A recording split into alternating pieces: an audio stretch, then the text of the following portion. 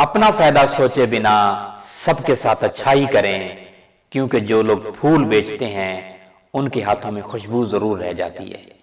حکمت پیشہ پیغمبری ہے، اور حضرت آدم علیہ السلام سے لے کر حضرت محمد مصطفیٰ صلی اللہ علیہ وسلم تک جتنے پیغمبران آئے انہوں نے بذریعہ حکمت اپنی امت کو بتایا، علاج بتایا، اور میرا خاتمہ بھی ایمان پہ ہو جائے۔ میں بحیثیت طبیب ہوں، حکیم نہیں ہوں۔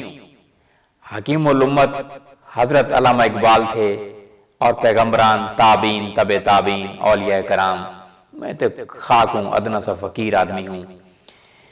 میری اللہ تعالیٰ کی نعمتیں بتانے سے کسی کو شفا ہو جائے تو اس کا اجر میں اللہ تعالیٰ سے مانگتا ہوں۔ آج میرے ایک سینئر دوست محترم حکیم سعید سلطانی صاحب، انہوں نے ایک نسخہ بتایا اور میری خالہ جو ہے اس سے ٹھیک ہو گئی، لکوہ کے مرض سے ٹھیک ہو گئی۔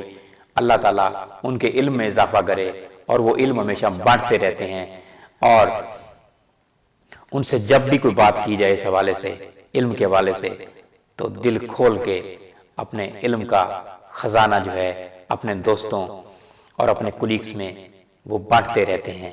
اللہ تعالیٰ ان کو جزائے خیر دے۔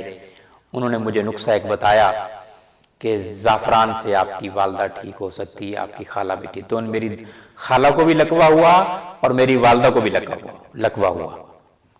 تو اسی زعفران کے ہم نے بڑے بڑے علاج کروائے، بڑی بڑی میڈیسن لیں، لیکن کہیں سے شفا نہ ہوئی۔ تو لکوہ اگر آپ کو کسی گھر میں ہو جائے تو لکوے کا بہترین علاج ہے زعفران۔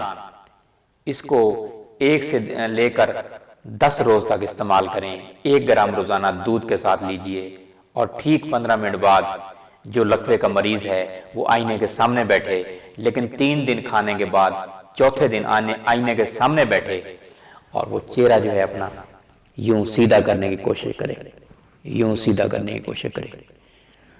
10 روز کا استعمال کافی ہے، انشاءاللہ لکوے کا مریض بہت جلد ٹھیک ہو جائے گا۔